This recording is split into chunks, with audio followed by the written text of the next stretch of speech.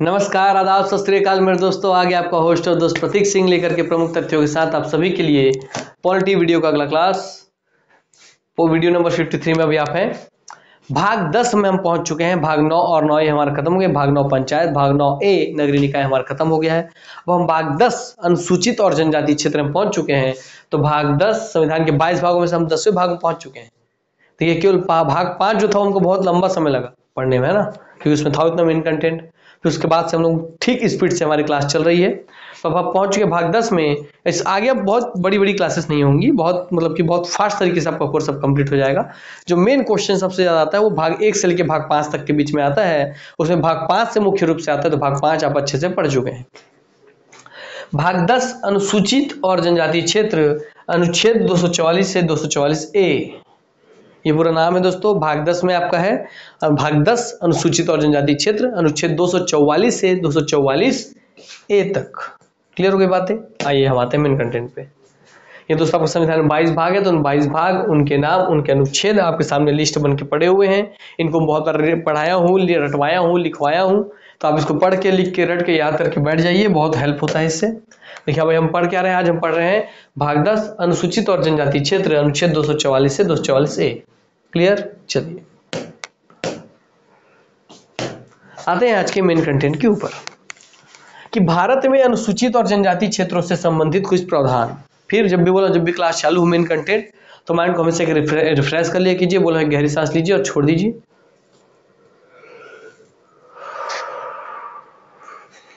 अब एकदम रिलैक्स होकर बैठ जाना है। और रिलैक्स होकर ऐसे बैठना है कि पढ़ रहा हूँ, पढ़ने के माइंड से नहीं बैठना है। सामने फोन रखना है, एकदम रिलैक्स होकर बस बैठ के हेडफोन लगा के सुनना है चुपचाप। अगर हेडफोन नहीं है तो रूम में अपने आप को बंद कीजिए, रूम का लाइट बंद कीजिए, रूम में सामने मोबाइल रखिए और शांति से बैठ के बस देखिए और सुनिए बातों को। आपके दिमाग में पूरा ये बात बहुत लंबे समय तक टिकेगा। क्लियर? आइए, भारत में अनुसूचित और जनजातीय क्षेत्रों से संबंधित कुछ प्रावधान।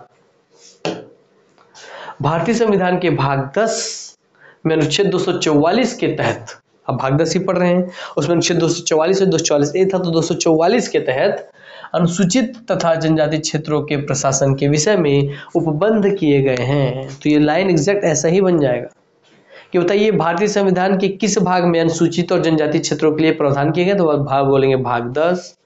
फिर बोलेगा बताइए भारतीय संविधान के किस अनुच्छेद में अनुसूचित और जनजातीय क्षेत्रों के लिए प्रावधान किए गए? तो आप बोलेंगे अनुच्छेद 244। आगे बढ़ते हैं।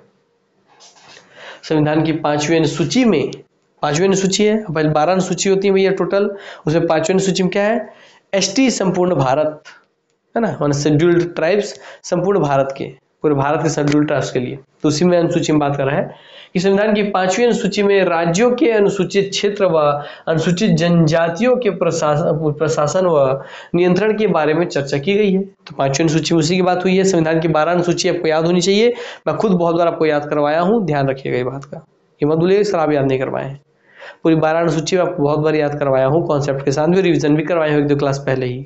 ठीक, आज भी टाइम मिलेगा तो पूरी 12 अनुसूची और आपके सामने लिख करके दे दूंगा। आइए, और उसको जो याद करने का टेक्निक ट्रिक था वो बहुत पहले ही पढ़ा चुका हूँ। तो जो शुरू से क्लास देख रहे होंगे उनको तो भाई शिकायत नहीं होगी। जो अचानक से आए हैं तो शुरू से क्लास देखिए, आपको कोई शिकायत नहीं होगी। आपको लाइफ टाइम के लिए याद रहेगा, ऐसे टेक्निक ट्रिक से बताएगी हर एक चीज। तो संविधान की 5वीं अनुसूची में राज्यों के अनुसूचित क्षेत्र एवं अनुसूचित जनजातियों के प्रशासन व नियंत्रण के बारे में चर्चा की गई है। 5वीं अनुसूची में क्या समझ गए ना बात? यस, इसमें असम, मेघालय, त्रिपुरा, मिजोरम को छोड़कर बात की गई है, क्योंकि असम, मेघालय, त्रिपुरा, मिजोरम के अनुसूचित क्षेत्र और अनुसूचित जनजातीय क्षेत्र अनुसूची 6 में आते हैं, जबकि अनुसूची 5 में संपूर्ण भारत के अनुसूचित जनजातीय क्षेत्र अनुसूची 5 में आते हैं। मगर स्पेशली असम, मेघालय, त्रिपुरा, मिजोरम के अनुसूचित क्षेत्र या जनजातीय क्षेत्र आपके अनुसूची 6 में आते हैं। तो 5 में संपूर्ण भारत के, अनुसूची 5 में संपूर्ण भारत के जनजातीय क्षेत्र, अनुसूचित और जनजातीय क्षेत्र, अनुसूची 6 में केवल असम, मेघालय, त्रिपुरा, मिजोरम के अनुसूचित और जनजातीय क्षेत्र आते हैं। अब आगे बढ़ते हैं। संविधान की 6ठी अनुसूची में असम, मेघालय, त्रिपुरा, मिजोरम के जनजातीय क्षेत्रों के लिए पृथक व्यवस्था की गई है। इस तरीके से आपका अनुसूची 5 और अनुसूची 6ठी ये दोनों आपको याद हो गई। ठीक है, इसमें स्पेशली AMTM, ठीक है, या AMMT का लिए अलग से प्रावधान किया गया इन 4 राज्यों के लिए। 22वें संविधान संशोधन अधिनियम 1969 के माध्यम से संविधान में अनुच्छेद 244 ए जोड़ा गया, इसलिए क्योंकि इसमें केवल भाग 10 में आपका अनुच्छेद 244 था। बाद में 22वां संविधान संशोधन अधिनियम 1969 द्वारा, अर्थात 22वां संविधान संशोधन 1969 द्वारा 244 ए जोड़ा गया,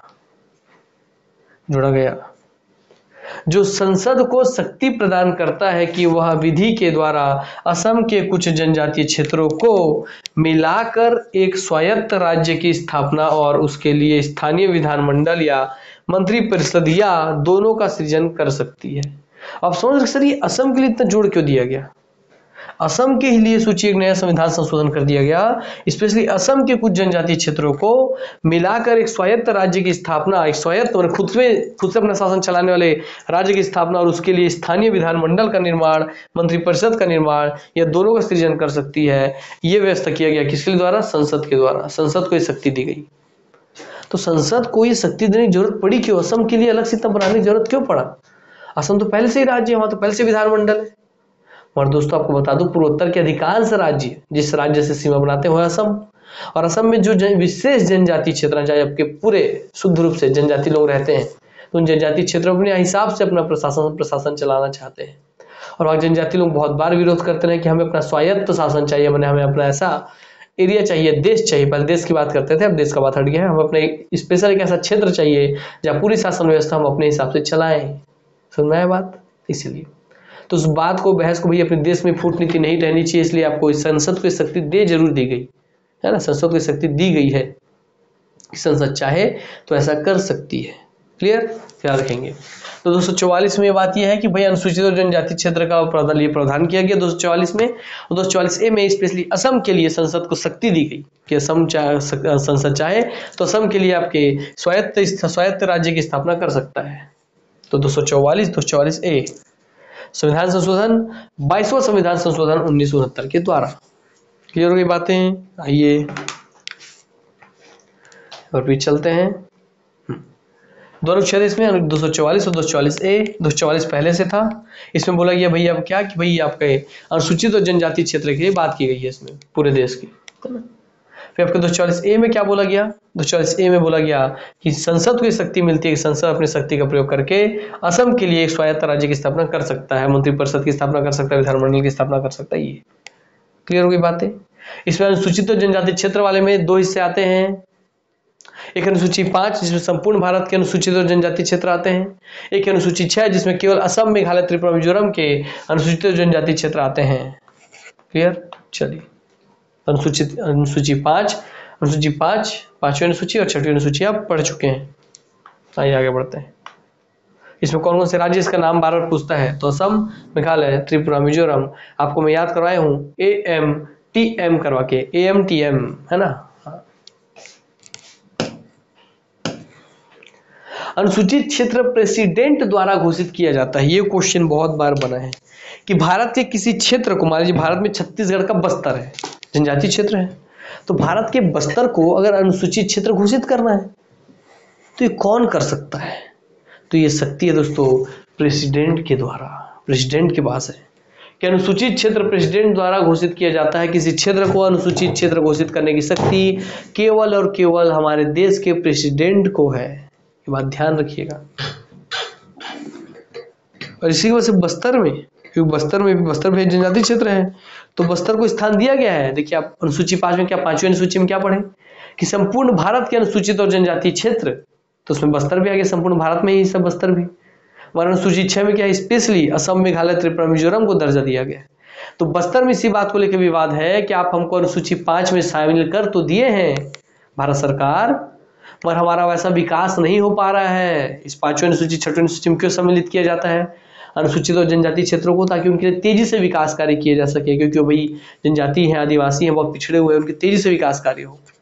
तो बस्तर के आदिवासी महासभा का ये कहना था कि आप हमको 5वीं अनुसूची में दर्जा दे दिए अनुसूचित और जनजातीय क्षेत्र का, मगर आप हमारे विकास के लिए उतने अच्छे से कार्य नहीं कर पाए, इसलिए आप हमको 5वीं अनुसूची से निकाल करके 6वीं अनुसूची में असम, मेघालय, त्रिपुरा, मिजोरम, AMTM के साथ बस्तर को भी सम्मिलित कीजिए, ताकि हमारे विकास कार्य के लिए आप और अलग से ध्यान दे पाए। क्लियर? चलिए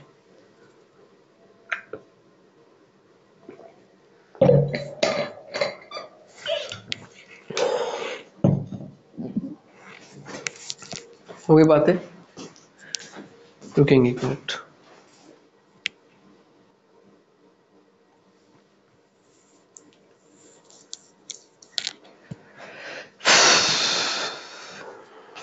ठीक, तो आपको एक बात बता दूं, देखिए अनुसूची जो 5 है, उस अनुसूची 5 में भारत के जितने भी अनुसूचित और जनजाति क्षेत्र हैं जहाँ जनजाति निवास करती हैं, सब उस क्षेत्र में आ जाते हैं भारत के। असम, मेघालय, त्रिपुरा और मिजोरम को छोड़ के बाकी सभी क्षेत्र के अनुसूचित और जनजाति क्षेत्र, सभी जनजाति क्षेत्र आ जाते हैं। मगर क्या है कि अनुसूची 6 में स्पेशली असम, मेघालय, त्रिपुरा, मिजोरम, एक तो पूरे भारत के अनुसूचित और जनजाति क्षेत्र और एक तरफ केवल 4 राज्यों का अनुसूचित जनजाति क्षेत्र। तो अब बताइए किसको संभालना आसान है, या किस पे आदमी ज्यादा ध्यान दे पाएगा? एक क्लास जिसमें 500 बच्चे बैठ के पढ़ रहे हैं, उन पे ज्यादा हर एक टीचर हर एक बच्चे पे उतना अच्छे से ध्यान दे पाएगा? एक क्लास में केवल 5 बच्चे बैठे हैं तो उन पे अच्छे से ध्यान दे पाएगा? सर जाहिर सी बात है, जहाँ 500 बच्चे बैठे हैं वह टीचर हर एक बच्चे पे ध्यान दे ही नहीं सकता, और मगर जहाँ 5 बच्चे वहाँ टीचर हर एक बच्चे पे ध्यान दे सकता है। यस, दैट मीन्स कि हर एक जनजाति क्षेत्र जो भारत के अनुसूची 5 में सम्मिलित है, पूरे भारत वाले में, वो हर कोई क्या चाहता है कि मैं अनुसूची 6 वो छोटे क्लास में आ जाऊं, असम, मेघालय, त्रिपुरा, मिजोरम की कैटेगरी में आ जाऊं, ताकि मेरे पे भी भारत सरकार अच्छे से ध्यान दे पाए, मेरे पे विकास के लिए भारत सरकार तेजी से कार्य कर पाए। सुनाई बातें? हाँ, इसलिए हर कोई, जितनी भी जनजाति क्षेत्र है भारत की संपूर्ण जनजाति क्षेत्र समझ लीजिए एक तरीके से अपने आप को 6वीं अनुसूची में शामिल करवाना चाहती है, और उसमें शामिल केवल 4 ही हैं, असम, मेघालय, त्रिपुरा, मिजोरम, AMTM। आइए आगे बढ़ते हैं। अनुसूचित क्षेत्र प्रेसिडेंट द्वारा घोषित किया जाता है। तो ये क्वेश्चन बन गया आपका। राज्यपाल राष्ट्रपति के अनुमति से उस क्षेत्र के लिए कानून बना सकते हैं। तो जब राष्ट्रपति किसी क्षेत्र को अनुसूचित क्षेत्र घोषित कर देंगे, तब राज्यपाल राष्ट्रपति की अनुमति से उस क्षेत्र के लिए कानून बना सकते हैं कि हाँ, उस क्षेत्र में कैसे कानून व्यवस्था होगी, कैसे क्या नियम कानून चलेंगे। कहने का मतलब राष्ट्रपति जी क्षेत्र घोषित कर दिए और उस क्षेत्र को राज्यपाल के माध्यम से कंट्रोल कर रहे हैं। राष्ट्रपति उस क्षेत्र के कल्याण हेतु आयोग का गठन कर सकते हैं। जैसे कोई जनजाति क्षेत्र राष्ट्रपति घोषित कर दिए, अब उस क्षेत्र के कल्याण के लिए एक किसी आयोग का, जो आयोग उनको जरूरत महसूस हो, उस आयोग का गठन कर सकते हैं, है ना। राष्ट्रपति जनजातीय सलाहकार परिषद का गठन कर सकते हैं। जनजातीय सलाहकार परिषद का मतलब कि जनजातियों के जितने बड़े बड़े मुखिया उन सबको मिलाकर के एक परिषद बना दिया गया, उन सबसे आपस में सलाह मशवरा हो करके उन क्षेत्र में किसी भी कार्य के लिए निर्णय लिया जाए। तो ये भी अधिकार मगर राष्ट्रपति जी के पास है। तो देखिए, अनुसूचित और जनजाति क्षेत्र में सब अधिकार राष्ट्रपति जी के पास है। अनुसूची 6 जिसमें आपका असम, मेघालय, त्रिपुरा, मिजोरम है, अब उसकी बात हो रही है। असम, मेघालय, त्रिपुरा, मिजोरम, AMTM। राज्यपाल इन 4 राज्यों में स्वशासी जिला घोषित कर सकते हैं।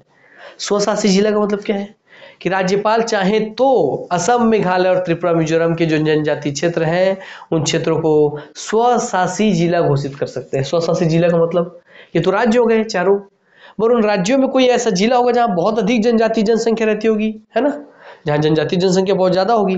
तो अगर राज्यपाल चाहें तो उन जिले को ही पूरा स्वशासी जिला घोषित कर देता था, तो उस जिले का सारा कार्यभार का संचालन स्वयं के द्वारा शासित हो, मतलब जनजाति लोग खुद स्वयं का शासन चलाए उस जिले में।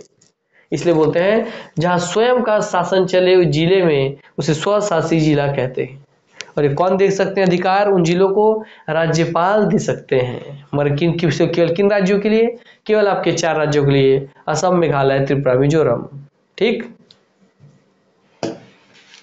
इन जिलों के एक जिला परिषद का गठन किया जाता है। इन जिलों में एक जिला परिषद का गठन किया जाता है जिसके 30 सदस्य होते हैं। याद रखिएगा, जिला परिषद का गठन होगा जिसमें 30 सदस्य होंगे, जिसमें 4 राज्यपाल द्वारा मनोनीत तथा 26 चुने जाते हैं। और उस 30 लोग में 26 लोग चुने जाएंगे, है ना, उन जनजातियों के समुदाय द्वारा, जनजाति जनसंख्या द्वारा। बाकी 4 जो आदमी होंगे उसको राज्यपाल जी मनोनीत भी करेंगे। तो ये क्वेश्चन कूट में बन के आ सकता है ना, कि अनुसूची 6 में सम्मिलित राज्यों में जिला परिषद का गठन किया जाता है। तो जिले में टोटल कितने, जिला परिषद में लगभग कितने सदस्य होते हैं? तो आप बोलेंगे 30 सदस्य। उसमें राज्यपाल को, उसमें 4 लोगों को कौन मनोनीत करता है? तो राज्यपाल, राष्ट्रपति। तो आप बोलेंगे राज्यपाल मनोनीत करते हैं। कितने लोगों को? तो 4 लोगों को। और बाकी चुने कितने जाते हैं? 26 लोग चुने जाते हैं। ठीक, यह परिषद अपने क्षेत्र के लिए कानून बनाती है। तो जो जिला परिषद है यह अपने क्षेत्र के लिए कानून बनाती है तथा विवादों के निपटारे के लिए यह गांव न्यायालय का गठन कर सकती है। लेकिन वो खुद स्वयं अपना शासन चला रहे हैं कि नहीं, खुद से कानून भी बना ले रहे हैं, खुद से भी विवाद हो रहा है तो उस विवादों का निपटारा कर रहे हैं, न्याय व्यवस्था भी चला ले रहे हैं, न्यायालय का गठन भी कर ले रहे हैं। राज्यपाल इन परिषदों के कार्यों की जांच के लिए आयोग का गठन कर सकते हैं। और ये जब परिषद बन गई जिला परिषद, तो जिला परिषद सही काम कर रहा है या इस जिला परिषद के आड़ में वहां के जनजाति कुछ और ही दिमाग लगा रहे हैं, इसलिए बीच बीच में राज्यपाल इन जिला परिषदों की जांच के लिए आयोग का गठन कर सकते हैं। क्लियर होगी बात है। तो यहाँ पे इन राज्यों देखिए, यहाँ अनुसूची 6 में पूरा ताकत राज्यपाल के पास है। अर्थात देखिए, अब कोई भी जात जनजातियों को कोई बात है, उस बात को राज्यपाल तक पहुंचाया, राज्यपाल उसको राष्ट्रपति तक बताया, फिर राष्ट्रपति राज्यपाल को बोलेंगे, फिर राज्यपाल वहां लागू करेगा, इसमें टाइम तो ज्यादा लग रहा है। इसलिए अनुसूची 5 में दिक्कत है, क्योंकि हर चीज राष्ट्रपति जी से परमिशन से होता है वहां पे। ठीक, अनुसूची 6 में क्या है कि जनजाति पर बात राज्यपाल को बोला, राज्यपाल उनको सोल्यूशन बोल दिए, तो अब यही पे खत्म हो गया। लंबा प्रोसीजर नहीं, शॉर्ट प्रोसीजर, काम तेजी से हो गया, टाइम बच गया। इसलिए अनुसूची 6 में सब सम्मिलित होना चाहते हैं, क्योंकि स्वयं का शासन चलाने के लिए खुद का कानून बनाने का अधिकार है, खुद का न्याय व्यवस्था बनाने का अधिकार है। इसलिए आइए, संविधान की किस अनुसूची में अनुसूचित जाति और जनजाति क्षेत्रों के प्रशासन के संबंध में प्रावधान किया गया है?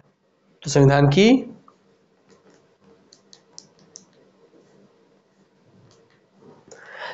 की किस अनुसूची में अनुसूचित जाति और जनजाति क्षेत्रों के प्रशासन के लिए संबंध में प्रावधान किया गया है? तो अनुसूची 5 और 6 दोनों में है। 5 में संपूर्ण भारत के, 6 में भैया असम, मेघालय, त्रिपुरा, मिजोरम के लिए है। तो तीसरी और चौथी अनुसूची, चौथी और पांचवी अनुसूची, पांचवी और छठवीं अनुसूची, छठवीं और सातवीं अनुसूची। तो तब से आप सुन रहे हैं बार बार, पांचवी अनुसूची में संपूर्ण भारत का, छठवीं अनुसूची में केवल असम, मेघालय, त्रिपुरा, मिजोरम का। तो पांचवी और छठवीं अनुसूची, आंसर सी स्पष्ट है। कोई दिक्कत, कोई डाउट? नो सर, होना भी नहीं चाहिए। किस क्षेत्र को अनुसूचित और जनजाति क्षेत्र घोषित करने का अधिकार किसे कहते हैं? किसी क्षेत्र को अनुसूचित और जनजाति क्षेत्र घोषित करने का अधिकार किसके पास है? ये क्वेश्चन ये होना चाहिए था, है ना, कि किसी भी क्षेत्र को अनुसूचित और जनजाति क्षेत्र घोषित करने का अधिकार किसके पास है ना? तो आंसर आपको पता है कि राष्ट्रपति जी के पास है, माननीय महामहिम जी के पास है। इन प्रावधानों के क्रियान्वयन को लेकर कुछ विसंगतियां भी विद्यमान हैं। क्या? इन प्रावधानों के क्रियान्वयन में क्या बोला कि अनुसूची 5 में आपको सम्मिलित तो कर दिए कि भाई चलिए, आप आदिवासी हैं, आप पिछड़े हुए हैं, हम आपकी तरक्की के लिए विकास विशेष कार्य करेंगे, लीजिए हम आज से आपको अनुसूची 5 में डाल देते हैं। मगर अनुसूची 5 में डालने से मतलब ये थोड़ी कि उनके विकास के लिए तेजी से काम करने लग गए। तो भाई डालने का उद्देश्य तो अच्छा है आपका, मगर उसके लिए क्रियान्वयन भी तो अच्छे से कीजिए। विकास कार्य को रियल में तो जमीनी स्तर पर उतारिए, रियल माने में काम करके तो दिखाइए। बस वही कि इसके क्रियान्वयन को लेकर कुछ विसंगतियां भी विद्यमान हैं, जो समय समय पर जनजातीय समूहों के विरोध के रूप में प्रकट होती है। अब कुछ भैया जो उनको विकास के लिए जो वादे किए गए, जनजाति से बोलेंगे आपके लिए हम रोड बनाएंगे, पानी बनाएंगे, बिजली बनाएंगे, बच्चों को पढ़ाएंगे लिखाएंगे, रोजगार देंगे। अब अगर वो चीज पूरी नहीं हो रही है तो जनजाति समूह विरोध तो करेगी। तो यही बात को बोला हुआ है। आइए देखते हैं आगे। कुछ समय पहले का ही बात है कि छत्तीसगढ़ के बस्तर क्षेत्र में आदिवासियों की महासभा एकत्रित हुई। आदिवासियों की महासभा में बस्तर में संविधान की 5वीं अनुसूची को असफल बताते हुए 6वीं अनुसूची लागू करने की मांग की थी। मैं क्या बोला था कि हर जनजाति क्षेत्र है 5वीं अनुसूची में, जाना चाहता है किसमें? 6वीं अनुसूची में। वो उसी 500 क्लास के बच्चे में नहीं बैठना चाहता, वो 5 क्लास के बच्चे में बैठना चाहता है कि मैं 5 क्लास के बच्चे में रहूं तो टीचर मुझ पर ध्यान देगा। और इस तरीके से देखिए, बस्तर में भी जब महासभा हुई, आदिवासियों की महासभा हुई, तो वहां भी निर्णय लिया गया कि हमको 5वीं अनुसूची से निकाल के हमको 6वीं अनुसूची में डाला जाए, 6वीं अनुसूची में लागू कर जाए, बजाय बस्तर को 6वीं अनुसूची में जगह दिया जाए, स्थान दिया जाए। क्यों? ताकि हम पे विशेष कर ध्यान दिया जाए, क्योंकि आपने हमको 5वीं अनुसूची में सम्मिलित करके हमारा विकास कार्य करेंगे तो बोल दिए थे, हमको स्वशासन का अधिकार देंगे बोल तो दिए थे, मगर आप ऐसा काम आप कर नहीं पाए हैं भारत सरकार। इसलिए हमको वहां से हटाइए, अनुसूची 6 में डाल के हमको विशेष ध्यान दीजिए हम पे। ठीक, चलिए। संविधान की 5वीं अनुसूची प्रदेश के जनजातीय बहुल क्षेत्रों में प्रशासनिक व्यवस्था व नियंत्रण के उद्देश्य से लागू की गई थी। तो संविधान की 5वीं अनुसूची क्यों लागू की गई थी? तो संविधान की 5वीं अनुसूची प्रदेश के जनजातीय बहुल क्षेत्रों में प्रशासनिक व्यवस्था व नियंत्रण के उद्देश्य से लागू की गई थी।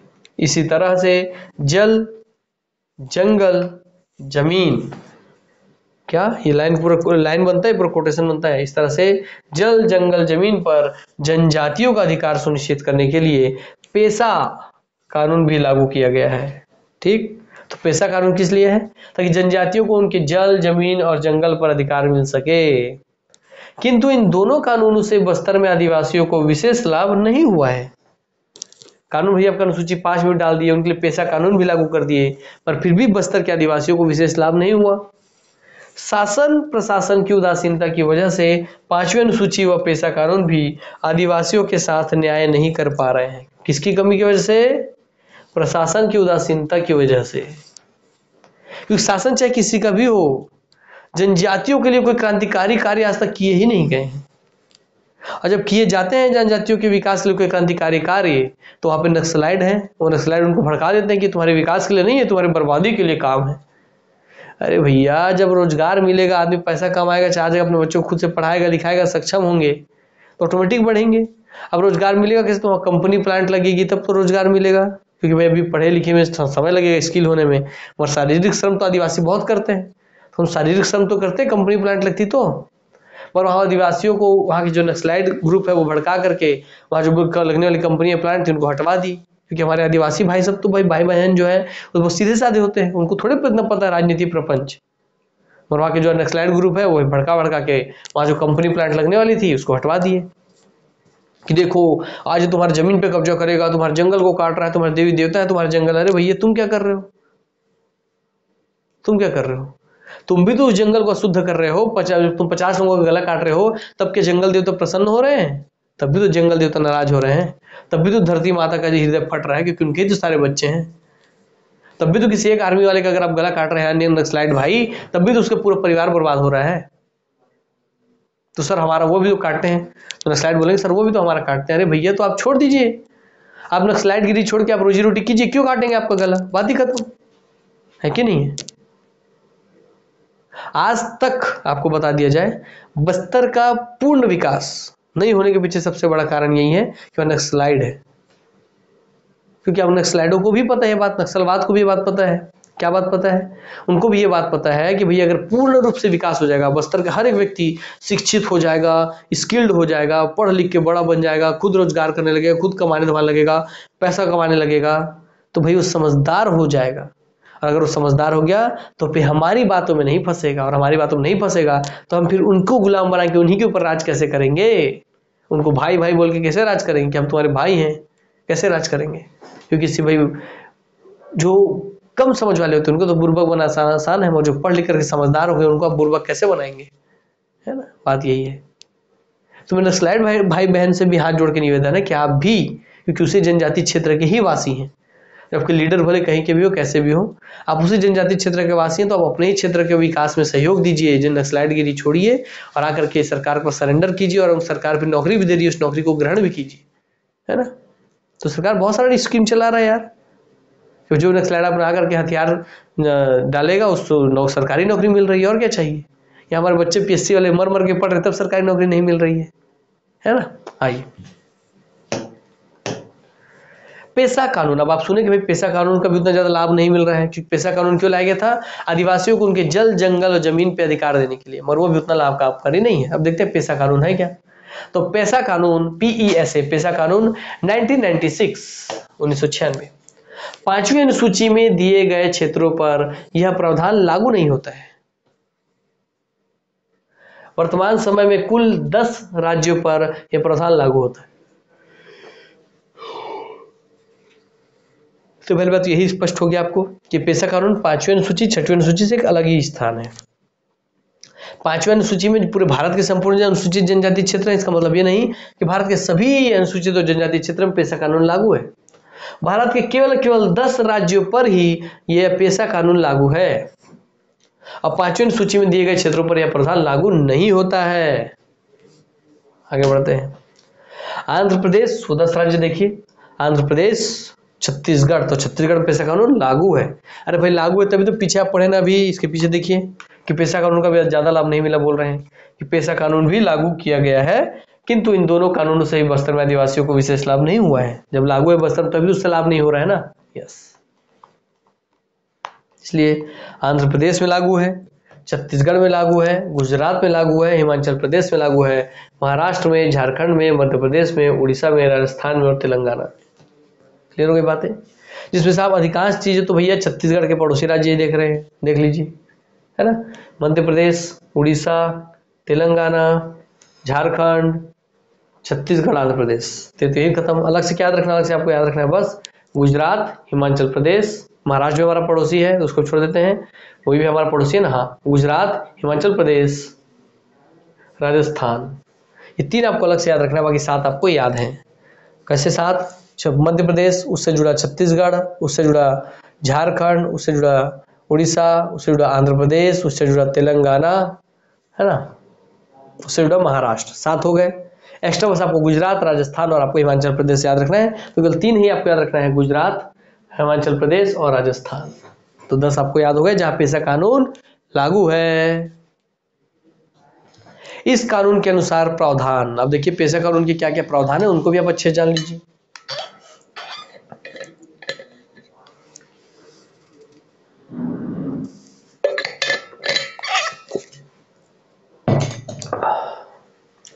इन क्षेत्रों की पंचायतों के संबंध में राज्य कानून बनाकर, क्या इन क्षेत्रों की पंचायतों के संबंध में राज्य कानून बनाकर रीति रिवाजों को संरक्षण दे सकती है। ये सारी बातें पेशा कानून में बोली है कि जनजातीय क्षेत्रों की पंचायतों के संबंध में राज्य कानून बनाकर वहां के उन जनजातीय क्षेत्रों के रीति रिवाजों को संरक्षण दे, वहां के जनजातियों के रीति रिवाजों को संरक्षण दे, उनके रीति रिवाजों के साथ कोई खिलवाड़ ना हो, ताकि ग्राम सभा अपनी परंपरा के अनुसार प्रबंधन कर सकती है। ये पेशा में बोला गया है कि जो भी जनजातीय क्षेत्रों की ग्राम सभा है वो अपनी परंपरा, उनकी जो भी परंपरा है, उनकी जो भी जनजातीय परंपरा है, उन परंपराओं के अनुसार ही वो अपना प्रबंधन करे, मैनेजमेंट करे, हर एक काम करे। मतलब उनकी रीति रिवाजों का संरक्षण, उनकी परंपराओं का संरक्षण हो रहा है। ग्राम सभा, देखिए बार बार ग्राम सभा आ रहा है, मतलब ग्राम सभा को बहुत ताकत देता है पेशा, जो पेशा कानून है वो ग्राम सभा को बहुत ताकत देता है। देख रहे हैं ना आप, ग्राम सभा परंपरा, प्रथा एवं अन्य किसी सांस्कृतिक विवाद का समाधान कर सकती है। जब जनजातियों की परंपरा से जुड़े हुआ विवाद हो, प्रथा से जुड़े विवाद हो, संस्कृति से जुड़े विवाद हो, तो उन सभी विवादों का समाधान वो खुद कर सकती है ग्राम सभा। इतना ग्राम सभा को अधिकार है।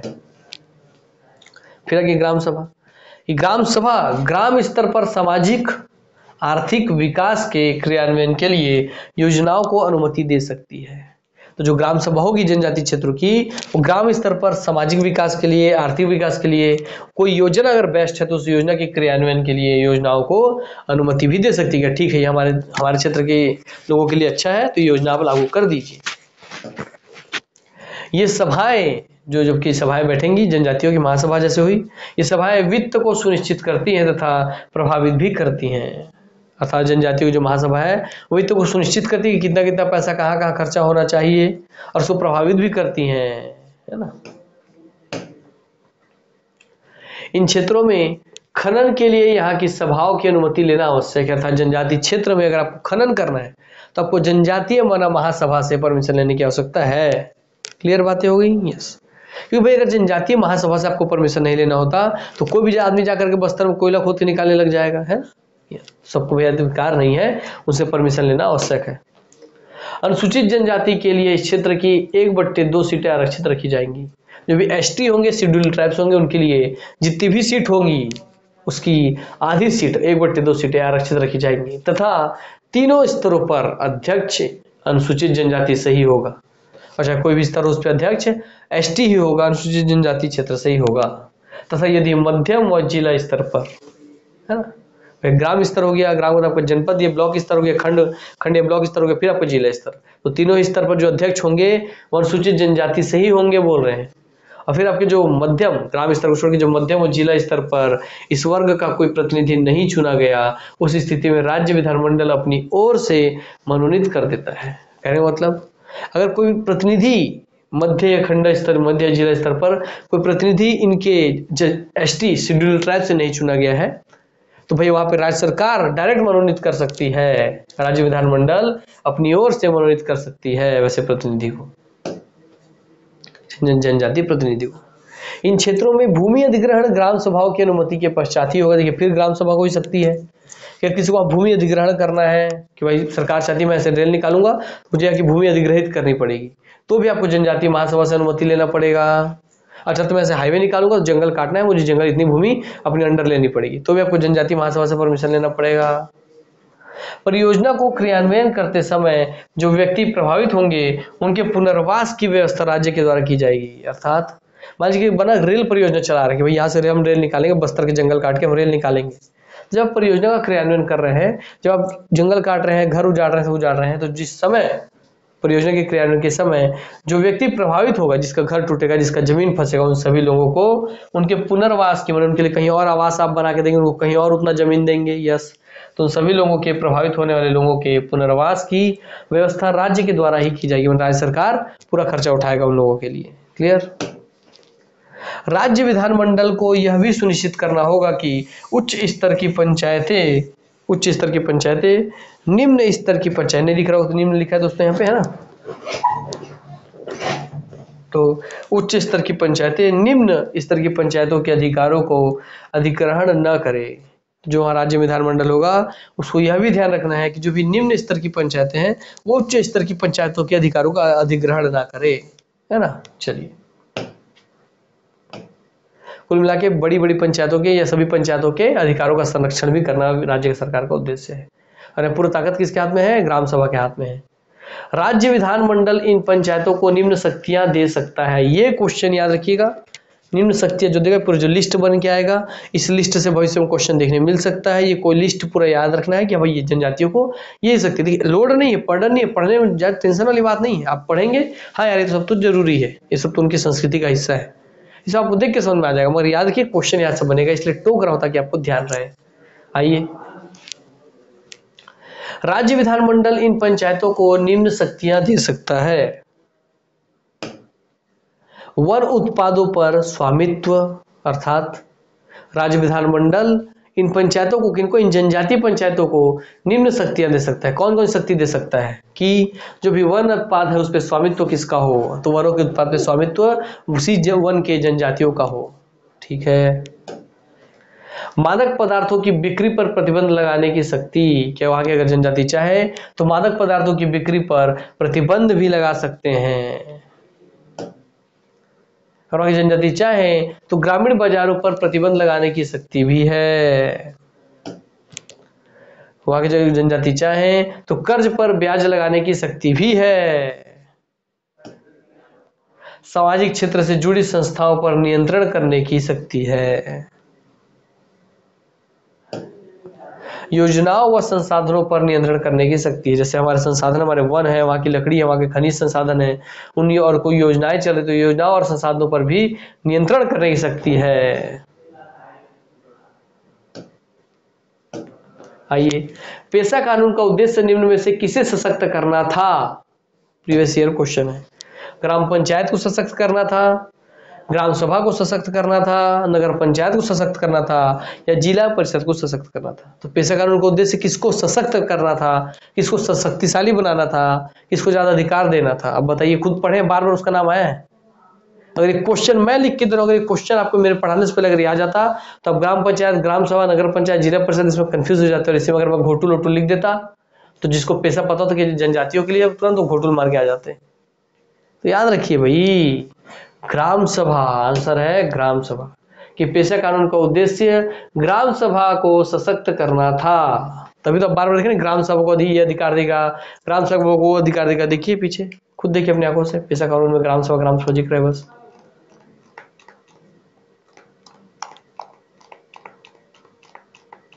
देखिए पेशा कानून में, पेशा कानून आप पढ़े, उसमें सिर्फ ग्राम सभा, ग्राम सभा, ग्राम सभा आ गई कि नहीं आ गई? यस, तो ग्राम सभा को ही सशक्त करना है। ठीक,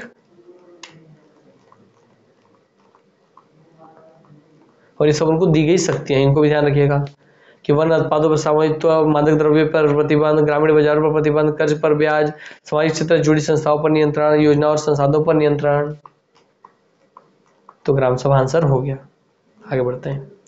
पेशा कानून के तहत ग्राम सभा को निम्न में से कौन सा अधिकार प्रदान किया गया है?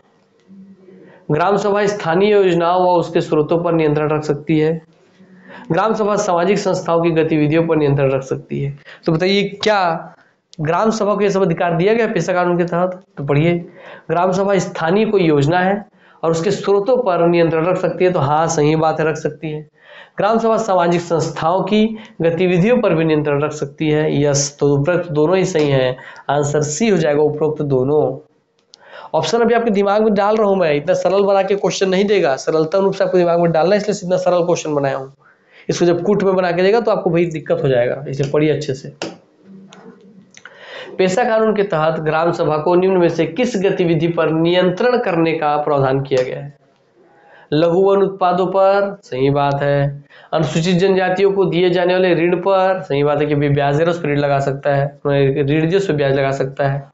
मादक पदार्थ के विक्रय एवं सेवन पर भी, यस, उपरोक्त सभी पर किसको, ग्राम सभा को अधिकार मिला हुआ है नियंत्रण करने का। ग्राम सभा जैसा चाहे वैसा नियंत्रण कर सकता है, मादक पदार्थ पर, आपके ऋण पर, वैसे लघु वन उत्पाद पर। क्लियर? Yes, answer D. तो देखिए ये वाला कंटेंट आपको होता है भैया समाप्त, है ना, आपको ये वाला कंटेंट हो गया समाप्त। देखते हैं टाइम बचा तो कुछ एक्स्ट्रा बताना बताएंगे, नहीं तो फिर आज का क्लास समाप्त करते हैं।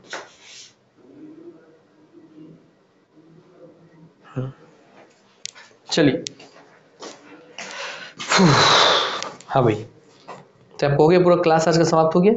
चलिए मैं आपको पूरी 12 अनुसूची, क्योंकि अनुसूची 5 और 6 आज आप पढ़े सुने हैं बार बार, तो अनुसूची पूरे 12 अनुसूची जो है, पूरी 12 अनुसूची का आपको लिस्ट बना के दे देता हूँ, उनको याद आपको करवा देता हूँ, ठीक, ताकि आपको भाई पूरी 12 अनुसूची आपके फिंगर टिप पे याद रहे, है ना। आइए,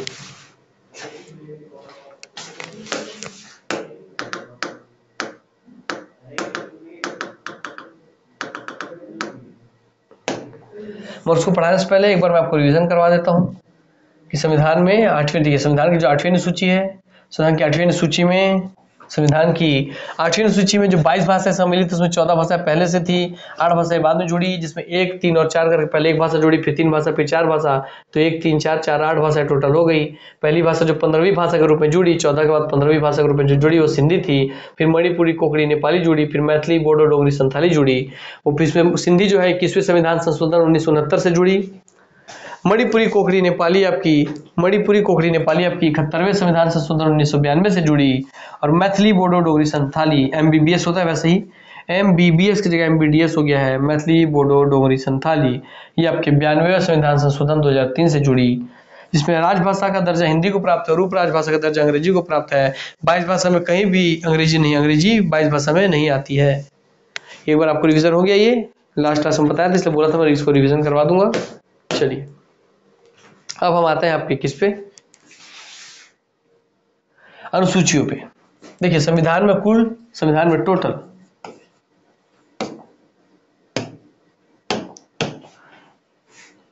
संविधान में, भारतीय संविधान में कुल 12 अनुसूची है। आपको थोड़ा अनुसूची में जानकारी भी दे देता हूँ। अनुसूची कुछ और जैसे एक तरीके की सूची है, एक तरीके की लिस्ट है, लिस्ट सब लिस्ट बनाते हैं कि आज मुझे मार्केट के दाल लाना है, चावल लाना है, दाल 1 किलो, चावल 5 किलो, आटा 3 किलो, लिस्ट बनाते हैं ना, वैसे ही दोस्तों कुछ विशेष मुद्दों की एक सूची है, एक लिस्ट है। सर जब कुछ विशेष मुद्दों की जो लिस्ट है, सूची है, तो उसको संविधान में क्यों रखा गया है और उसको फिर अनुच्छेद में क्यों नहीं डाला गया जब अनुच्छेद था ही? तो आज आपको बता दूंगा। कुछ ऐसे मुद्दे होते हैं जिसे बार बार समय जैसे जैसे बदलता जाएगा, बार बार उनमें बदलाव की आवश्यकता होती जाएगी, उनमें बार बार आपका परिवर्तन होता रहेगा। जैसे बताइए आज से 50 साल पहले जितना वेतन भत्ता था, क्या आज उतना ही वेतन भत्ता रहेगा? नहीं, वेतन भत्ता बढ़ गया ना, आपका पेमेंट सैलरी बढ़ रहा है कि नहीं बढ़ रहा है, पहले से अलग है कि नहीं? यस। क्या जमाना आज से 50 साल पहले जैसे था आज भी वैसे ही? नहीं, जमाना बदल रहा है। तो बस इसलिए कि जनसंख्या आज से 50 साल पहले जितनी थी आज भी उतनी है कि नहीं, बढ़ रही है। भैया सब चीज जो चीज तुरंत परिवर्तनशील होती है, जो तुरंत बदलती है, जिसे बार बार संशोधन की आवश्यकता होती है, तो जिसमें कोई ऐसे विषय या सब्जेक्ट जिसमें बार बार संशोधन करना पड़े, वैसे विषयों को अलग से एक लिस्ट बना दिया गया जिसमें टोटल 12 विषय हैं, 12 पॉइंट्स है, 12 सब्जेक्ट्स हैं, समझिए, जिनमें बार बार बदलाव की आवश्यकता हो सकती है, पड़ती है। क्लियर हो गई बात?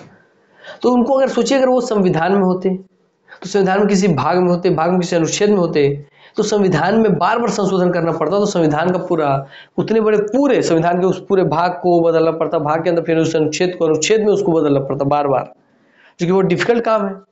इसलिए जो ऐसे विषय थे जिसको बार बार बदलना है उसको किसी अनुच्छेद में ना रख करके उसको अनुच्छेदों से निकाल करके बाहर एक अलग लिस्ट बना दिया गया कि आप इसी लिस्ट में बदलाव कीजिए, जब भी कुछ होगा केवल एक लिस्ट बदलेगा, केवल इस एक लिस्ट में संशोधन होगा और आपका काम चल जाएगा, पूरा संविधान का पुस्तक नहीं बदलेगा। इसीलिए याद किया अनुसूची में केवल ऐसे विषयों को डाला गया जिसे बार बार बदलाव की आवश्यकता होती है। और आप इसकी जब लिस्ट पढ़ेंगे तो आप देखिएगा उसमें सारे विषय ऐसे हैं कि जिसमें बार बार बदलाव होते रहते हैं। जैसे वेतन और भत्ता अनुसूची 2 है, तो वेतन भत्ता बदल गया कि नहीं पहले की तुलना में? आज से 50 साल पहले जितना पेमेंट सैलरी था आज भी उतना ही है क्या? नहीं, बढ़ गया है।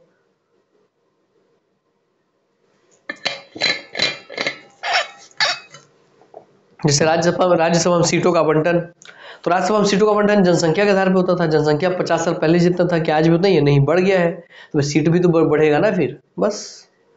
तो जो भी विषय बार बार बदलते हैं उन सभी को अनुसूची में डाल दिया गया है। क्लियर? आइए अब भाई टोटल 12 अनुसूची है और टोटल 12 विषय हैं। इसमें से याद रखिएगा 8 जो है वो मूल अनुसूची है प्लस 4 जो है वो बाद में जोड़ी गई है। तो 8 + 4 12 होता है। 4 जो बाद में जोड़ी गई है, बाद में जोड़ी गई, इसका मतलब मूल अनुसूची मतलब जब संविधान बना तभी वो डल चुकी थी, और जो 4 है जो कि बाद में जुड़ी है संविधान संशोधन के द्वारा जुड़ी हुई हैं, तो इन चारों का संविधान संशोधन भी आपको पता होना चाहिए। क्लियर हो गई बात है? आइए और 12 सूचियों को आपके सामने एक झलक में पेश कर दे रहा हूं।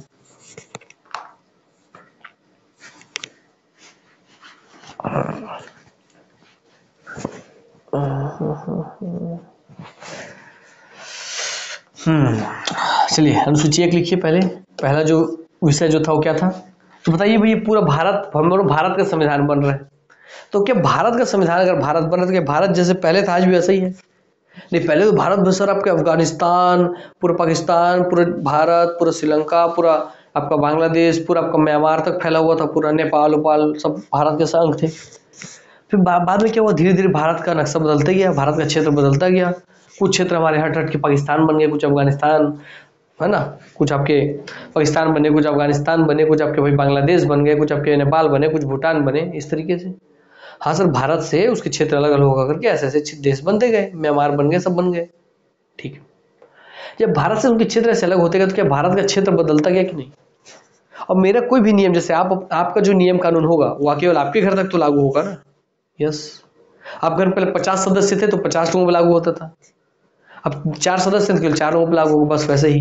भारत का क्षेत्र पहले बड़ा था तो भारत का सारा नियम कानून बड़े क्षेत्र पर लागू होता था, अब छोटा हो गया तो केवल छोटे क्षेत्र पर लागू होगा, और छोटा हो गया तो और छोटे क्षेत्र पर लागू होगा। इसलिए सबसे पहले किसको रखा जाएगा? अरे भैया कि हर एक नियम कानून भारत के क्षेत्र पर लागू होगा, तो सबसे पहले भारत का संघ, राज्य और क्षेत्र जरूरी है ना, कि भारत का क्षेत्र कहाँ तक है, इसलिए पहले अनुसूची ही डाली गई, संघ, राज्य और उसका क्षेत्र।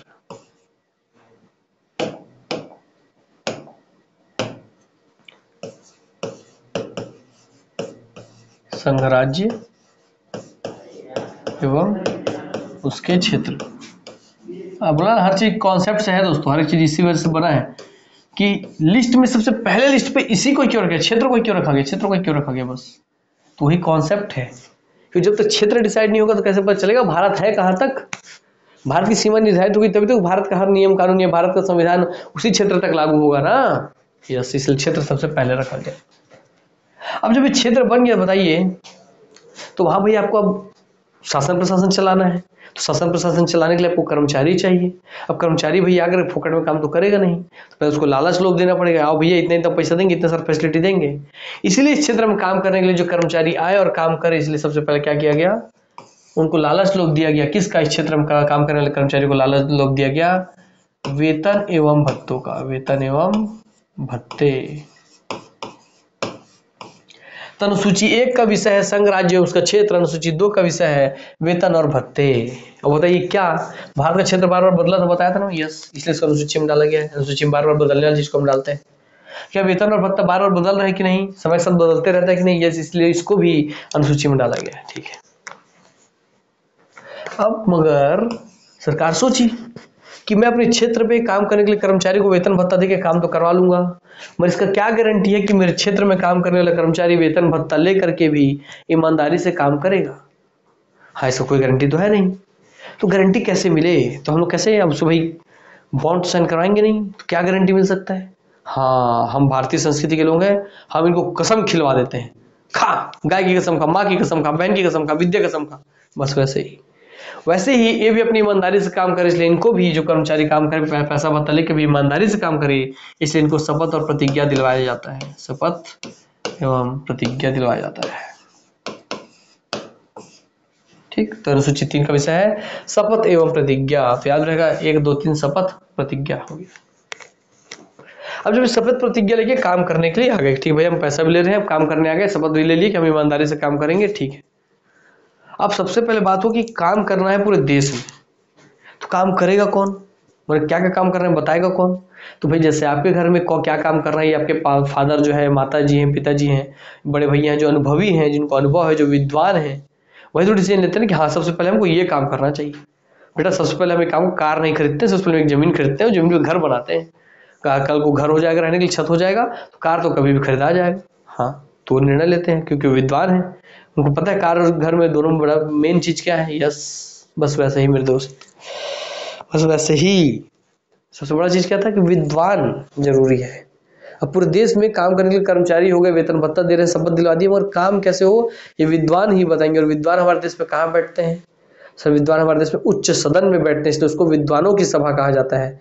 उच्च सदन बोले तो राज्यसभा में विद्वान बैठते हैं, इसलिए उसे विद्वानों की सभा कहा जाता है। इसलिए राज्यसभा में बैठेंगे सब विद्वान। हमारा अब लड़ाई होने लग गया कि ठीक है राज्यसभा में विद्वान लोग बैठेंगे, मगर किस राज्य के विद्वान, कितने विद्वान बैठेंगे, कहाँ? तो बोला कि अच्छा ये तो दिक्कत है, तो एक काम करते हैं, जिस राज्य की जनसंख्या जितनी ज्यादा उस राज्य के उतने ज्यादा विद्वान आएंगे, क्योंकि उतनी बड़ी जनसंख्या का प्रतिनिधित्व करना है। तो बस जनसंख्या के आधार पर राज्यसभा में विद्वानों के लिए सीट आवंटित कर दिया गया। इसलिए आपका अनुसूची 4 में आता है क्या? राज्यसभा में सीटों का आवंटन। राज्यसभा में सीटों का आवंटन, ये सब याद करवाने के लिए आपको बता रहा हूं। इस कॉन्सेप्ट से आपको जीवन भर याद रहेगा। आवंटन आपको हमेशा याद रहेगा कि अनुसूची 4 में था राज्यसभा में सीटों का आवंटन। क्लियर हो गई बातें? ठीक है। 2 में था वेतन और भत्ता, 3 में था शपथ प्रतिज्ञा, 1 में था क्षेत्र। ठीक, अब आते हैं भैया आपके अनुसूची 5 जो आप पढ़े हैं। अनुसूची 5 फिलहाल आज ही क्लास में पढ़े 5, अनुसूची 6 इन दोनों को एक साथ लिखेंगे आप, 5 और 6 को, क्योंकि दोनों में की बात बोला गया है एसटी एसटी। ठीक, अनुसूचित और जनजाति क्षेत्र संपूर्ण भारत, तो एसटी संपूर्ण भारत के एसटीओ के लिए अनुसूचित और जनजाति क्षेत्र, और एसटी एएमटीएम असम मेघालय त्रिपुरा मिजोरम के जनजाति क्षेत्र, असम मेघालय त्रिपुरा मिजोरम के अनुसूचित और जनजाति क्षेत्र। तो असम मेघालय त्रिपुरा मिजोरम के, असम मेघालय त्रिपुरा मिजोरम।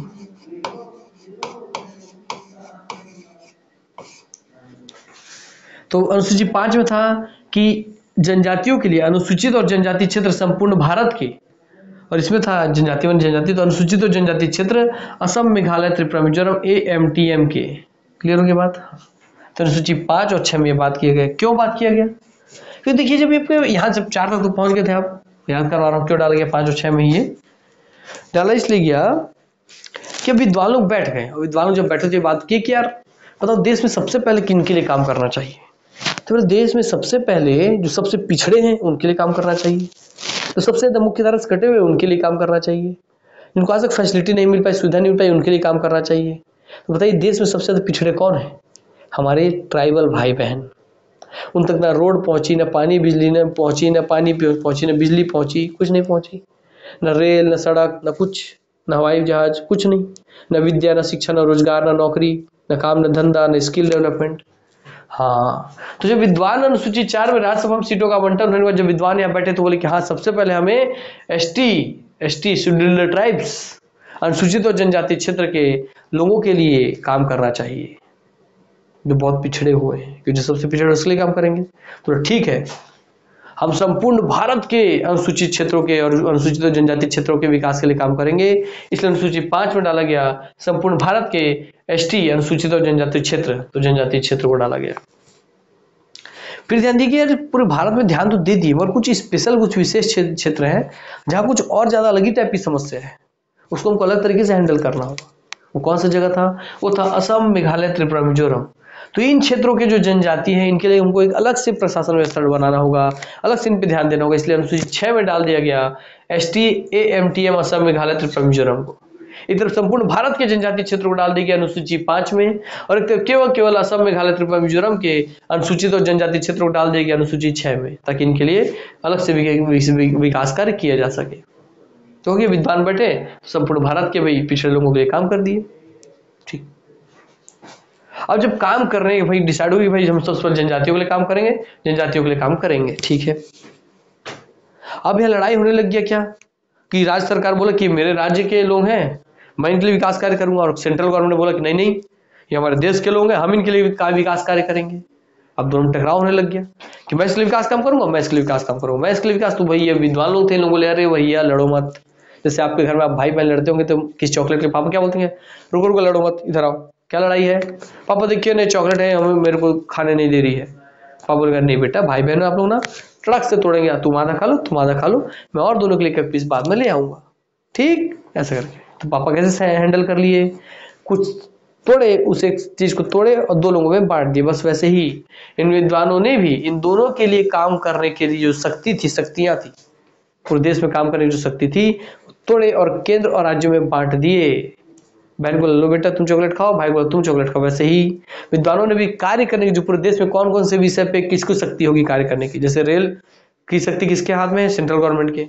पुलिस व्यवस्था किसके हाथ में, राज्य सरकार के हाथ में है। वैसे ही तो हर एक अलग अलग विषय, शिक्षा किसके हाथ में, दोनों के विषय में है, दोनों के हाथ में है। बस वैसे ही कुछ विषय होगा जिसपे केवल केंद्र सरकार को अधिकार होगा, कुछ विषय ऐसे होगा जिसपे केवल राज्य सरकार को अधिकार होगा, कुछ विषय ऐसे होंगे जिसपे दोनों को अधिकार होगा। मगर जब दोनों में टकराव हो तो जो बड़ा है, भाई बहन जो बड़ा है उसको ज्यादा अधिकार मिलता है। क्या बड़े हैं तो बड़े का बात सुनो तुम, तो वैसे ही केंद्र सरकार को ज्यादा अधिकार होगा। इसलिए आपका आता है कि इन सभी के विकास काम के लिए तुमको काम करना है, तो तुम्हारी शक्तियों का मैं विभाजन कर देता हूं। इसलिए आता है अनुसूची 7 में सूची विभाजन। सूची विभाजन कहिए या शक्ति का विभाजन कीजिए, अर्थात इसमें 3 चीज आपकी पढ़ते हैं आप। केंद्र सूची, जिसमें केवल केंद्र सरकार को अधिकार प्राप्त है नियम कानून बनाने की। फिर आगे आपका राज्य सूची, जिसमें केवल राज्य सरकार को अधिकार प्राप्त है नियम कानून बनाने की। फिर आगे आपकी भैया समवर्ती सूची, समवर्ती सूची, समवर्ती सूची, concurrent list, central list, state list, concurrent list. इस समवर्ती सूची में केंद्र और राज्य दोनों को अधिकार प्राप्त है नियम कानून बनाने की, मगर अगर उन दोनों में कभी कोई टकराव हो जाए तो केंद्र को ज्यादा अधिकार प्राप्त है नियम कानून बनाने की। इसमें अलग अलग ना विषय दिए गए हैं, विषय दिए गए इसका मतलब केंद्र सूची मान लीजिए 99 60 जितने भी विषय डाल दिए गए हैं कि 99 सब्जेक्ट है, 99 विषय है, इस पर केवल केंद्र सरकार को अधिकार है नियम कानून बनाने की। जैसे जैसे आपका भाई रेल के मामले में, जैसे आपके भैया डिफेंस के मामले में है ना, जो आर्मी वाली चीजें हैं, जो चीजें सेंट्रल गवर्नमेंट के, जैसे आपके एयरपोर्ट के मामले में, तो जो कुछ विषय ऐसे थी जिसपे केवल केंद्र को, सेंट्रल गवर्नमेंट को नियम कानून बनाने का अधिकार दिया गया। कुछ राज्य के नियम कानून थे, जैसे कि लैंड, जमीन से, अपनी जमीन से जुड़ा हुआ नियम कानून बनाने की शक्ति राज्य सरकार को। वही अपने यहाँ पे आपका पुलिस व्यवस्था बना मेंटेन करने की शक्ति राज्य सरकार को। तो ऐसे दोनों में अलग अलग विषय बांट दिए गए। और कुछ विषय ऐसे थे जो दोनों में कॉमन थे, जैसे शिक्षा, आपको देखते हैं आप सेंट्रल यूनिवर्सिटी भी है और स्टेट यूनिवर्सिटी भी है, तो शिक्षा के लिए दोनों ही शिक्षा के लिए काम कर सकते हैं, केंद्र भी राज्य दोनों काम कर सकते हैं। मगर वहां अगर कभी टकराव हो जाए किसी एक ही विषय को लेके तो वहां केंद्र को ज्यादा शक्ति प्राप्त है, राज्य को कम। इस तरीके से तीनों में शक्ति का विभाजन कर दिया विद्वानों ने कि लड़ो मत, तुम इनके लिए, जनजातियों के लिए काम करना, लोग अगर इन विषयों पर तुम काम कर सकते हो, तुमको इसी क्षेत्र में शक्ति प्राप्त है। ठीक है, अब दोनों बंटवारा हो गया, तब दोनों भाई बहन लड़ नहीं रहे, खुश हो गए कि हाँ पापा अब हम लड़ेंगे नहीं। क्लियर हो गई बातें? यस, ठीक है। अब आता है इसके बाद 8वीं अनुसूची। जब ये शक्ति इनको मिल गया काम करने का जनजातियों के विकास के लिए, और जब ये गए मिलने के लिए यहाँ संपूर्ण भारत के जनजातियों से, असम मेघालय त्रिपुरा मिजोरम के जनजातियों से, तब ये जब गए अपनी शक्ति का प्रयोग करके उनके विकास के लिए काम करने, तो देखिए भाई उन ट्राइब्स का, उन जनजातियों का इनको लैंग्वेज ही नहीं आता है, भाषा ही नहीं आता है, वो बोल रहे हैं अपनी लैंग्वेज में, इनको समझ ही नहीं आ रहा है, पल्ले नहीं पड़ रहे इनके। तो इनके सामने समस्या खड़ी हो गई, अरे भाई जब तक हम इनका बात नहीं समझेंगे तो इनकी समस्या नहीं समझ पाएंगे, जब तक इनकी समस्या नहीं समझ पाएंगे तो हम इनके समाधान कैसे करेंगे। इसलिए सबसे बड़ी दिक्कत क्या गई, इनकी भाषाओं को समझ नहीं पा रहे थे, इसलिए 8वीं अनुसूची में डाल दिया गया 7 के बाद भाषाएं। इसमें संविधान में आपकी 22 भाषाएं सम्मिलित हैं, जो कि आपको पढ़ा चुका हूँ।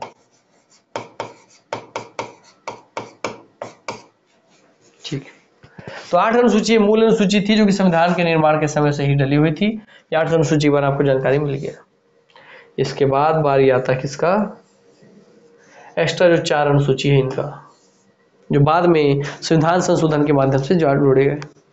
तो भाषाओं की समस्या है, तो फिर इन लोगों ने भाषाएं सीखना चालू किया कि हमको ट्राइब्स की जनजातियों की जन समस्या का समाधान करना है। चलिए उनका लैंग्वेज हम सीख लेते हैं, समस्या का समाधान सीख लिए। अब जो भाषाएं उनकी सीख ली तो उनकी भाषा में जाके अब जब बात करने लगे सरकार कि बताइए पूरी कहानी ऐसे ही याद रखिएगा, तभी आपको पूरी याद रहेगा सूची कि बताइए भैया आपकी क्या समस्या है। तो ये बोले कि साहब हमारी सबसे बड़ी समस्या है साहब भूख, खाने के लिए दाना नहीं है साहब, खाने के लिए दाना नहीं है, कैसे खाएं हम, इस पापी पेट का सवाल है। सरकार बोले तुम्हारे पास खाने के लिए दाना नहीं है, क्यों नहीं भाई, खेती करो। तो वो बोला मेरे पास खेती के लिए जमीन ही नहीं है। तो बोला है तुम्हारे पास खेती के लिए जमीन नहीं है, तो कहाँ गया सब जमीन, इतना सारा जमीन दिख तो रहा है। तो इन लोग बताया कि भाई ये सारा जमीन तो जमींदार का है, ठाकुर साहब का है, उनका है, फल्ला का है, डिम्का का है, ऐसा। और वही लोग भैया इनके पार्टी में बैठे हुए थे, वही सब जितने पावरफुल लोग थे, जमींदार राजा वाजा लोग, उन्हीं लोग तो भाई सरकार सत्ता में बैठे थे ना, सांसद विधायक बैठ के बन गए। ठीक है, तो बोले सब जमीन किनके पास है, राजाओं के पास है, जमींदारों के पास है। अच्छा, मतलब उनसे जमीन लेकर के आप लोगों में बांटना होगा, जाके आपको जमीन मिले, आप जमीन में खेती करो, खेती से अपने लिए अनाज पैदा करो, अनाज से अपनी भूखमरी दूर करो, क्योंकि आप जब सबसे पहले खाओगे पेट के लिए रोटी मिलेगा तब तो आप कुछ और काम कर पाओगे। चलो तो मैं तुम्हें जमीन दिलवाता हूं ताकि तुम खेती कर सको। इसलिए उसके बाद 8वीं अनुसूची में जो सबसे पहली जरूरत महसूस हुई वो थी आपकी जमीन माने भूमि सुधार।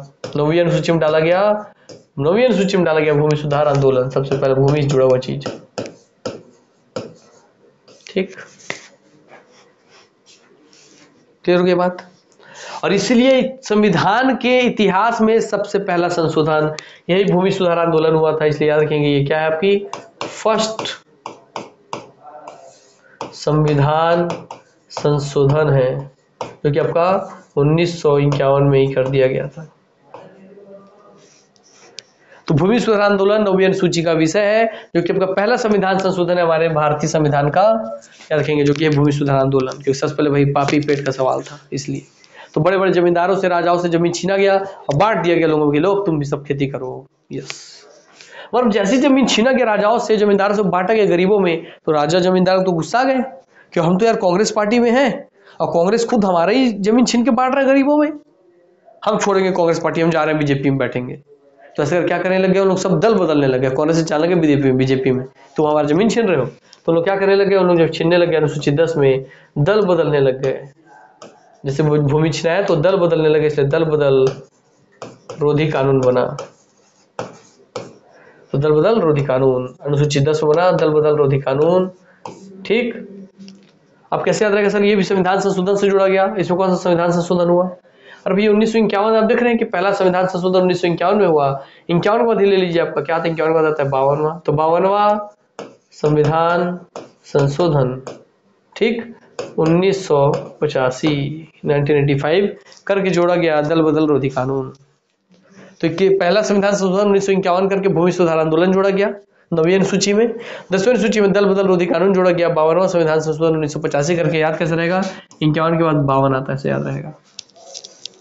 ठीक, चलिए थोड़ी ये देख लें, कैमरा तेरा थोड़ी हो गया, नहीं हुआ है। फिर आपका सर आ गया 11वीं अनुसूची। अब जब इनके विकास के काम लिखे हो गया भाई कि चलो जमीन बांट दिया गया, तो जमीन जब बांट दिया गया तो सबसे ज्यादा खेती किसानी होता कहाँ है, सबसे ज्यादा खेती किसानी सर गांव में होता है, गांव के लोग ही खेती किसानी करते हैं। अच्छा, तो वहां भी शासन व्यवस्था अच्छा करना पड़ेगा, है ना। हाँ, और सबसे ज्यादा भारत की जनसंख्या रहती कहाँ है जनजातियों के बाद, गाँव में और शहरों में। गाँव शहरों ये 2 जगह तो रहता है लोग, आदमी इंसान। तो भाई इन 2 जगह के लिए हमको नियम कानून बनाना पड़ेगा पूरा इनकी व्यवस्था के लिए, पूरा मैनेजमेंट करने के लिए। इसलिए अनुसूची 11 में और अनुसूची 12 में जोड़ा गया। 11 में क्योंकि गांव में ज्यादा जनसंख्या रहती है, इसलिए गांव 11 में जोड़ा गया पंचायती राज। अनुसूची 12 में जो पंचायती राज, और अनुसूची 12 में जोड़ा गया नगरीय निकाय। क्योंकि आदमी यही 2 जगह तो रहता है, गांव और शहर में, तो गांव के लिए पंचायती राज और शहर के लिए नगरीय निकाय। तो अनुसूची 11 में पंचायती राज है और 12 में नगरीय निकाय। इसके लिए संविधान संशोधन किया गया 73वां संविधान संशोधन, इसके लिए किया गया 74वां संविधान संशोधन, 73, 74th, 73rd संविधान संशोधन 74 संविधान संशोधन संविधान संशोधन संविधान संशोधन 1992 92 और 1992। तो 73 74 1992 1992।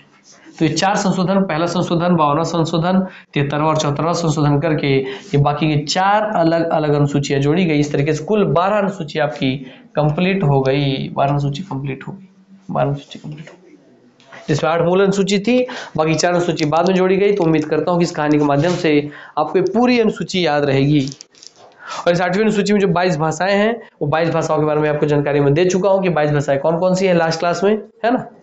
चलिए, और आज भी इसका झलक दिखाया कि बाद में जिसमें भी 22 भाषाओं में 14 और 8 भाषाएं, तो बाद में जो 8 भाषाएं जुड़ी उनमें से कौन कौन सी 8 भाषाएं थी ये भी आपको बता चुका हूँ। क्लियर? तो चलिए आज की क्लास को हम यहीं पे समाप्त करते हैं।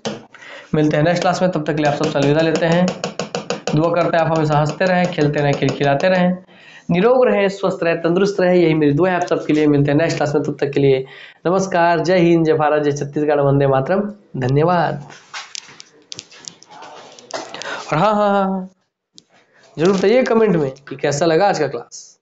कुछ समझ में आया, सीखने मिला कि नहीं मिला, है ना, कुछ नया सीखने मिला कि नहीं मिला, और क्या ऐसे इस तरीके से आपको अनुसूची का भी याद कराया गया है कि नहीं गया है, और अगर कराया गया है ये पैटर्न ठीक है तो ऐसे ही आपको याद करवाया जाएगा। ठीक, चलिए धन्यवाद। क्लास कैसा लगा बताइएगा कमेंट में।